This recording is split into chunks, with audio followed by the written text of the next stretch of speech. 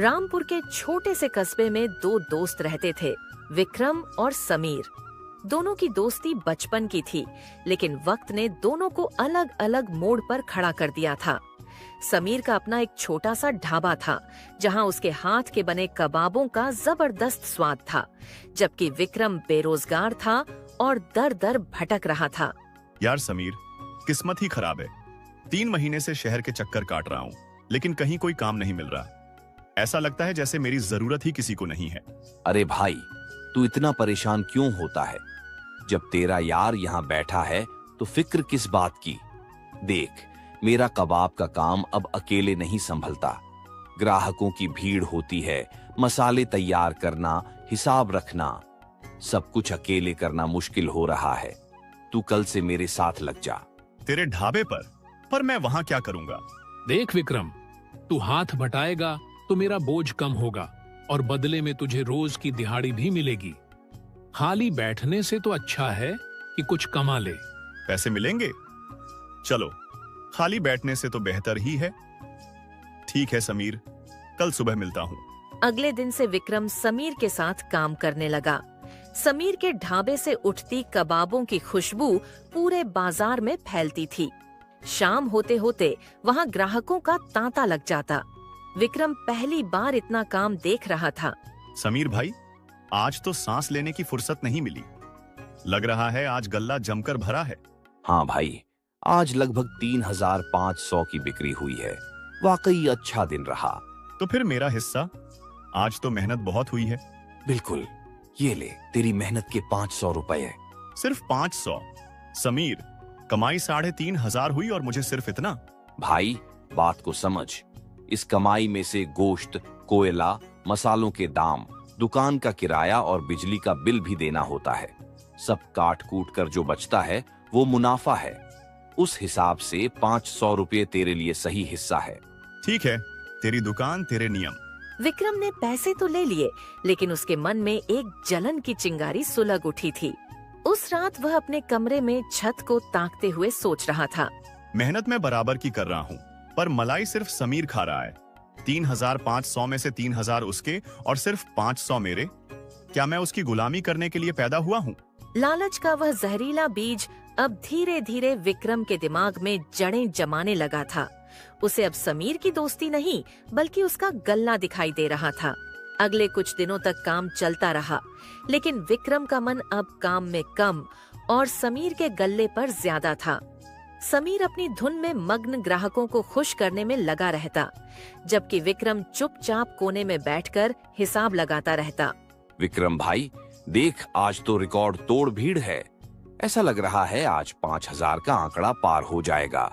हाथ जरा तेज चला, मसाले कम पड़ रहे हैं। हाँ, चला रहा हूँ। तू बस पैसे गिन, काम तो मैं ही कर रहा हूँ। शाम ढली, बाजार की लाइटें जलीं और जब दुकान बढ़ाने का वक्त आया तो समीर ने गल्ला खोला। नोटों की गड्डियां देखकर विक्रम की आंखें चमक उठीं। मजा आ गया यार, आज 5200 की बिक्री हुई है। ये ले भाई, आज काम ज्यादा था तो तेरे 700 रुपए। सिर्फ 700? समीर, आज तो 5000 से ऊपर की कमाई हुई है। कम से कम 1500 तो मेरा हक बनता है। भाई, तू बार बार वही बात करता है। देख, धंधे में लागत भी तो देख। कोयला महंगा हो गया है, मसालों के दाम बढ़ गए हैं। मैं तुझे घाटा सहकर पैसे कैसे दे दूं? वरना कल ढाबा बंद करना पड़ेगा। तेरा ढाबा बंद हो या चले, मुझे क्या? मुझे तो बस मेरी मेहनत का सही दाम चाहिए। उस रात विक्रम सो नहीं पाया। उसके दिमाग में बस एक ही बात घूम रही थी। समीर तो राजा बन गया और मैं उसका नौकर। अगर मैं अपनी दुकान खोलूं तो ये सारे ग्राहक मेरे पास आएंगे। आखिर कबाब बनाना तो मैंने भी सीख ही लिया है, क्यों ना मैं अपना ही खेल शुरू करूं? अगले दिन सुबह विक्रम समीर के पास पहुंचा। उसके चेहरे पर एक अजीब सी बेरुखी थी। समीर, अब मैं तेरे यहाँ काम नहीं करूंगा। क्या हुआ भाई? कोई गलती हुई मुझसे या फिर पैसों को लेकर? नहीं, कोई बात नहीं है। बस अब मैं खुद का ढाबा लगाऊंगा, अपनी किस्मत खुद आजमाऊंगा। अरे, ये तो बहुत अच्छी बात है। पर भाई, क्या तुझे लगता है कि तू अकेले सब संभाल पाएगा? तेरे साथ रहकर सब सीख लिया है मैंने।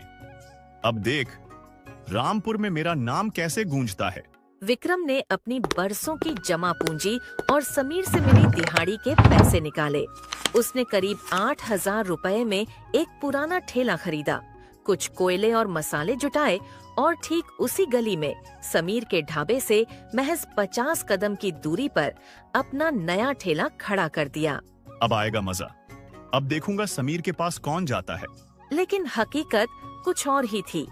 शाम हुई, समीर के यहाँ पहले की तरह भीड़ थी, लेकिन विक्रम का ठेला सूना पड़ा था। लोग निकलते, खुशबू लेते, लेकिन समीर की वफादारी में सीधे उसके पास चले जाते। ये लोग अंधे हैं क्या? मेरा मसाला भी तो वैसा ही है। ये सब समीर के वफादार चमचे हैं। ऐसे तो मेरा धंधा शुरू होने से पहले ही डूब जाएगा। पूरी शाम में विक्रम की सिर्फ 5 प्लेटें बिकीं। नफरत और जलन ने अब विक्रम के दिमाग को अंधेरे रास्ते पर धकेलना शुरू कर दिया था। हफ्ता बीत गया। समीर का ढाबा पहले की तरह गुलजार था और विक्रम का ठेला खाली। विक्रम ने अपनी सारी जमा पूंजी लगा दी थी, लेकिन ग्राहक समीर का स्वाद छोड़ने को तैयार नहीं थे। हर शाम विक्रम जलती आंखों से समीर की बढ़ती भीड़ को देखता। ये समीर सारा मुनाफा खुद डकार रहा है। जब तक इसका ढाबा चल रहा है, कोई मेरे पास नहीं आएगा। अगर इसके कबाबों का नाम खराब हो जाए, तो लोग मजबूरी में मेरे पास दौड़ेंगे। मुझे कुछ करना होगा। अगले दिन सुबह विक्रम एक नया चेहरा बनाकर समीर के पास पहुंचा। उसके चेहरे पर अब जलन की जगह झूठी माफी थी। समीर भाई, मुझसे बड़ी गलती हो गई। अकेले ठेला लगाना इतना आसान नहीं है। मेरा स्वाद तेरे जैसा नहीं बन पा रहा। क्या तू मुझे एक बार फिर सिखाएगा कि मसालों का सही मेल क्या है? अरे विक्रम, इसमें मांगने वाली क्या बात है? तू मेरा भाई है। चल, आज मैं तेरे ही ठेले पर चलकर तुझे कबाब भूनना सिखाता हूँ। स्वाद तो हाथों की सफाई और सही आंच में होता है। यही वह मौका था जिसका विक्रम को इंतजार था। जब समीर कोयले सुलझाने में व्यस्त था, विक्रम चुपके से समीर के खाली ढाबे की ओर भागा। उसके हाथ में एक छोटा सा थैला था, जिसमें उसने बाजार के कोने से जुटाया हुआ सड़ा हुआ पुराना मांस छिपा रखा था। उसने बड़ी चालाकी से वह सड़ा हुआ मांस समीर के ताजे मांस के बर्तनों के नीचे और मसालों के बोरों के पीछे छिपा दिया। वापस लौटकर वह ऐसे खड़ा हो गया जैसे कुछ हुआ ही न हो। देख विक्रम, कबाब को बस इतना ही सेंकना है। अब देख, खुशबू बदल गई ना? हाँ भाई, अब समझ आया। तेरा शुक्रिया। जैसे ही समीर अपने ढाबे पर वापस लौटा, विक्रम सीधे पास के पुलिस स्टेशन की ओर दौड़ पड़ा। साहब, गजब हो गया। रामपुर के बाजार में जो समीर कबाब बेचता है, वह लोगों की जान के साथ खिलवाड़ कर रहा है। वह सड़ा हुआ बदबूदार मांस खिला रहा है। आज तो उसने हद ही कर दी। बहुत ही खराब माल छिपा रखा है उसने। क्या बात कर रहा है? समीर तो पुराना दुकानदार है। चल, अगर तू सच कह रहा है तो अभी तलाशी होगी। पुलिस की गाड़ी सीधे समीर के ढाबे के सामने रुकी। भीड़ जमा हो गई। समीर हैरान परेशान खड़ा था। साहब, क्या बात हो गई? मैंने तो कुछ नहीं किया। चुप रह, तलाशी लो इसके सामान की। सिपाहियों ने बर्तनों को पलटना शुरू किया। कुछ ही देर में मसालों के पीछे से वह सड़ा हुआ मांस बरामद हुआ, जिससे भयंकर दुर्गंध आ रही थी। साहब, ये देखिए, ये तो जहर बेच रहा है। शर्म नहीं आती? लोगों को बीमार करके पैसा कमाता है। चल थाने। समीर के हाथ कांप रहे थे। उसकी आंखों में आंसू थे। उसने भीड़ में खड़े विक्रम की ओर देखा, जो चेहरे पर दुख का नाटक कर रहा था, लेकिन उसकी आंखों में जीत की चमक थी। पुलिस समीर को पकड़कर ले गई। देखा भाइयों, जिस पर भरोसा किया वही सबको जहर खिला रहा था। अच्छा हुआ पुलिस ले गई। समीर को पुलिस ले गई और देखते ही देखते यह खबर पूरे रामपुर में आग की तरह फैल गई। लोग गुस्से में थे। समीर की बरसों की साख मिट्टी में मिल चुकी थी। दूसरी तरफ विक्रम के लिए यह मानो कोई उत्सव हो। देखा समीर, तूने मुझे 500 रुपए दिए थे ना? आज देख, सारा गल्ला मेरा है। तू जेल की रोटियां तोड़ और मैं यहाँ नोटों की बारिश देखूंगा। अगले कुछ दिनों तक विक्रम के ठेले पर जबरदस्त भीड़ रही। जो लोग पहले समीर के पास जाते थे, वे अब डर और नफरत के मारे विक्रम के पास आने लगे। भाई विक्रम, तूने तो बचा लिया। उस समीर पर तो हम जान छिड़कते थे और वो हमें सड़ा हुआ मांस खिला रहा था। तू बड़ा नेक बंदा है जो तूने पुलिस को बता दिया। क्या करूं भैया, दोस्ती अपनी जगह है, पर लोगों की जान अपनी जगह। मुझसे देखा नहीं गया तो कलेजे पर पत्थर रखकर पुलिस को खबर दी। विक्रम के पास अब पैसे की कमी नहीं थी। वह हंसता, गप्पे मारता और दिन खत्म होने पर ढेर सारे नोट गिनता। लेकिन जैसे जैसे दिन बीतते गए, एक अजीब सी बात होने लगी। विक्रम के कबाबों का स्वाद बदलने लगा। लालच ने उसे इतना अंधा कर दिया था कि उसने मुनाफे के लिए मसालों की गुणवत्ता कम कर दी और तेल भी घटिया इस्तेमाल करने लगा। अरे विक्रम, ये क्या बना दिया? मसाला कड़वा लग रहा है और तेल की महक भी अजीब है। समीर के यहाँ बात कुछ और थी, भले ही वो जैसा भी निकला हो। मसाले तो वही हैं भाई, तुम्हारी जुबान ही खराब हो गई है। लेना है तो लो, वरना आगे बढ़ो। धीरे धीरे ग्राहक कम होने लगे। बाजार में फुसफुसाहट शुरू हो गई। लोग अब समीर की कमी महसूस करने लगे थे। उधर थाने में समीर चुपचाप कोठरी के कोने में बैठा था। दरोगा जी उसे देख रहे थे। समीर का चेहरा अपराधी जैसा नहीं, बल्कि गहरे सदमे में डूबे इंसान जैसा था। समीर, तू अभी भी कहता है कि वो माल तेरा नहीं था, फिर वो तेरे बर्तनों के पीछे आया कैसे? साहब, कसम खाकर कहता हूँ, मुझे नहीं पता। उस दिन बस मेरा दोस्त विक्रम मेरे साथ था।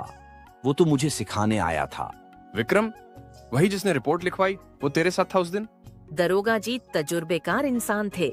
उन्हें दाल में कुछ काला लगने लगा। जरा उस विक्रम पर नजर रखो। और सुनो, कल मैं खुद सादे कपड़ों में उसके ठेले पर जाऊंगा। मुझे देखना है कि उसका ईमानदार धंधा कैसे चल रहा है।